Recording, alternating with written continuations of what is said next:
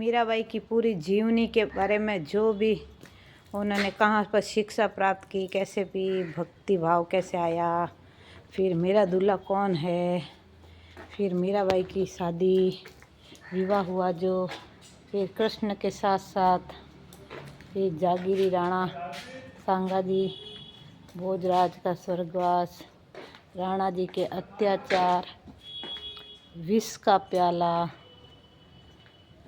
तीर्थ यात्रा रविदास जी की, फिर जीव गोसाई जी से मिलना, द्वारकावास, अन्य क्षेत्र मीराबाई के द्वारकाधीश, फिर कृष्ण भक्ति में जो लीन हुई और ये ज्योतिर्मय 48 वर्ष की आयु में द्वारका में मीराबाई ठाकुर जी में विलीन हुई। ये पूरा मीराबाई का वरदान। और ये हमारी मीराबाई। जय जय श्री कृष्ण। मीरा के श्याम की जय।